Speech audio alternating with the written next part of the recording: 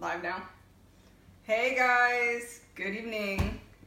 I was over here about to make Stubbins greens for his raw food, and I was just being a little spaz and walking around the house and showing everybody all the yummy, healthy stuff in his little smoothie, and I thought, okay, good time to do a little video and show you guys what I do. I did a live video before on making the raw food, but it was pretty difficult to do it myself and hold the camera, so I have someone helping me tonight so I can show you a little better, and I thought it might be easier to break it up into sections. So tonight I'm just showing you, this is the greens, I call it the greens, that I add to his food. It actually has a few other things in it, but this is the carbohydrate content basically that I add into his raw food, because from all of my research and education in natural species appropriate diet for cats is that yes, they're obligate carnivores, which means they need a diet mostly of meat. However, they do naturally in the wild get some carbohydrate.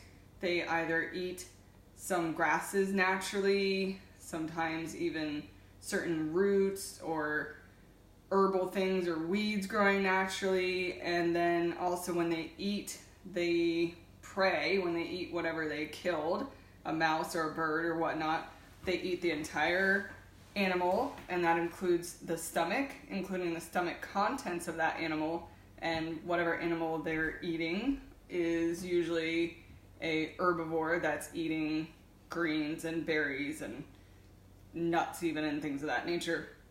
So it is natural for cats to have some carbohydrate in their diet, just very small percent. So I'll show you how we figure that out. So this is all I do is we just have our awesome Ninja blender and the cups that come along to make it super easy. There are certain fruits and vegetables that you can use and certain ones that you don't want to use. There are some reference lists I can give you guys to show you how to figure that out.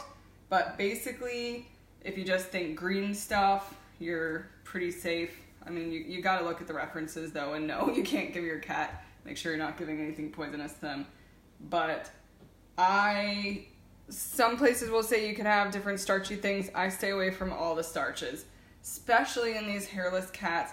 They are so prone to skin conditions, allergies, yeast infections, inflammation, and sugar just fuels that fire, and any starchy vegetable has sugar, so I stay away from that. So tonight I have, for Stubbins, some spinach, blueberry, broccoli. This is some fresh turmeric root, which curcumin in the turmeric is just amazing for inflammation for the skin.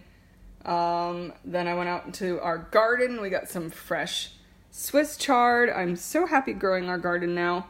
A little bit of parsley even, and some cat grass that I've been growing for him.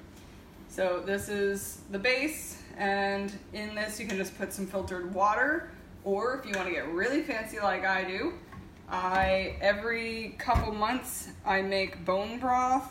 That's what this is. It's thawing because I had it in the fridge, or in the freezer, sorry.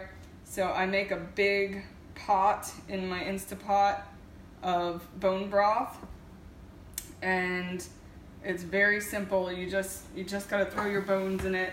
24 hours later, you have amazing, healthy bone broth. It's so good for you. Sorry, I know, I get so excited about this stuff. And super easy. Then you just put it in Ziploc bags, throw it in your freezer, and it's ready to go. So I thaw this every once in a while, and I drink it, and I put it in for the base for his greens. So that's what we got to liquefy it. And the best way to give your cats their fruits and veggies, just like for us, is fresh and raw. So I'm not going to cook any of this stuff. As soon as you cook it, it takes out the nutrients and takes out the enzymes that are very important to actually help them digest the food. So we just go raw. Ow. Very loud.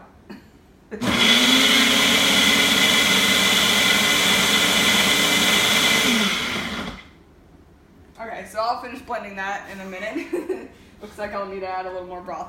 But once I'm done blending, then all I do is I stick it in my ice cube trays. Bloop, bloop. We'll just fill these up and we freeze them. Then after they freeze, I pop them out, stick them in a freezer safe baggie, and they're gonna turn into these little sticks, which the last of mine have kind of melted together, unfortunately. But then this works out really nice if you use an average ice cube.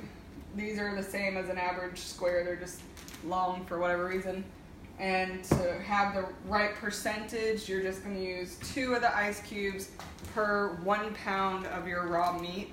And that makes the correct ratio of about around 3% of carbohydrate content to the meat content that they need to eat. Simple as that. And you just thaw it out, add it to the raw food. When I'm taking the raw food out to thaw, I take out 2 of these to thaw. So when both of them are thawed, I simply mix it together, serve, and happy cat. And that's it.